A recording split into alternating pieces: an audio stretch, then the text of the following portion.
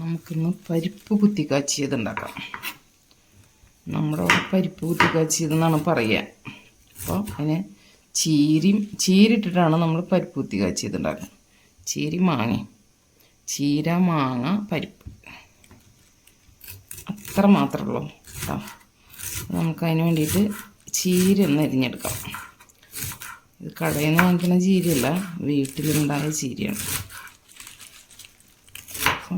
ഒന്ന് അരിഞ്ഞെടുക്കട്ടെ. നമ്മുടെ ചീരയൊക്കെ അരിഞ്ഞ് കഴിഞ്ഞിട്ടുണ്ട്. ഇനി നമുക്ക് മാങ്ങ എടുക്കാം. ഇത്രയ്ക്ക് മാങ്ങ എടുക്കുന്നുണ്ട്.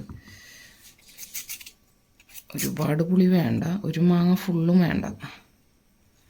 ഇതൊന്ന് അരിഞ്ഞെടുക്കാം.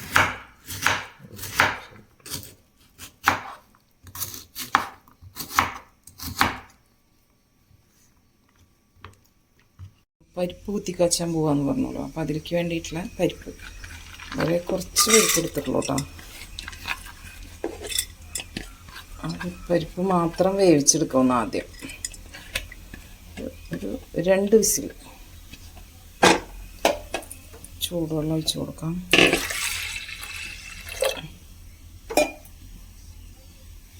കുക്കർ അടച്ച് വെച്ച് വേവിക്കാം.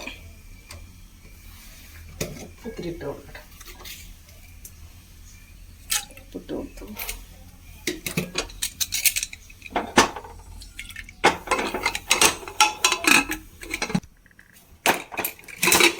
പരിപ്പ് വെന്തോ നോക്കാം.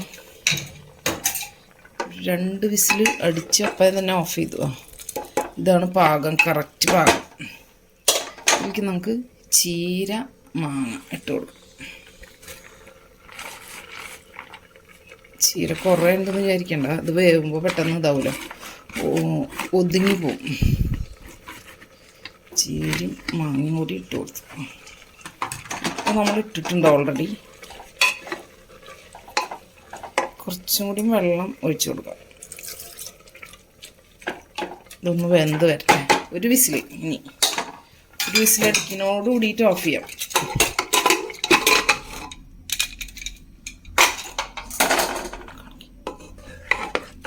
നമ്മുടെ പരിപ്പും ചീരയൊക്കെ നന്നായി വെന്ത് വന്നിട്ടുണ്ട്. അടിപൊളിയായിട്ട് വെന്ത് വന്നിട്ടുണ്ട്. ഈ വെള്ളം വേണമെങ്കിൽ കുറച്ചും കൂടി ചേർക്കാം നമുക്ക്.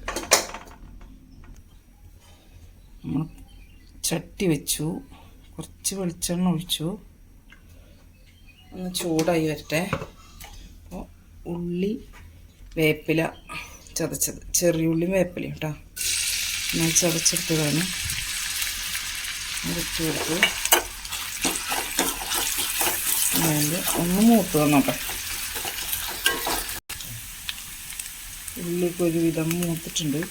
നമുക്കതിലേക്ക് ചതച്ച മുളക് 1.5 സ്പൂൺ ഇട്ട് കൊടുക്കാം.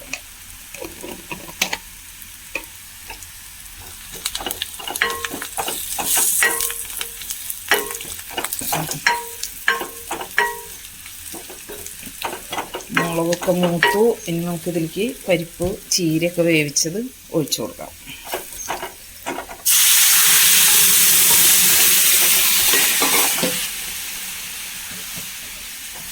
നമുക്ക് കുക്കറിലേക്ക് കുറച്ച് വെള്ളം കൂടി ചേർത്തിട്ട്, ചൂടുവെള്ളമാണ് കേട്ടോ, പച്ചവെള്ളമല്ല, ചേർത്ത് ഒഴിച്ചു കൊടുക്കാം. എന്നിട്ട് നന്നായി തിളപ്പിച്ചെടുത്താൽ നമ്മുടെ നല്ല ടേസ്റ്റ് ആയിട്ടുള്ള പരിപ്പ് ചീര കുത്തി കാച്ചിയത് റെഡിയായി. മാങ്ങയും കൂടി ചേർത്തിട്ടുള്ളത്.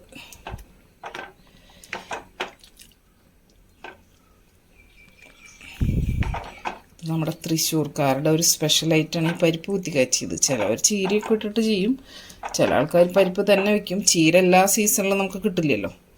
അപ്പോൾ പരിപ്പും മാങ്ങയും ചേർത്ത് കുത്തിക്കാച്ചും. മാങ്ങ ഇടാണ്ട് പരിപ്പ് മാത്രം ചെയ്യാൻ പറ്റും ഇങ്ങനെ. അത് നമ്മൾ ഓരോരുത്തരുടെ ഇഷ്ടം പോലെ. തക്കാളി ഇട്ട് ചെയ്യും ചിലവർ. അങ്ങനെ നമ്മുടെ പരിപ്പ് കുത്തിക്കാച്ചിയത് ഇവിടെ റെഡി ആയിട്ടുണ്ട്.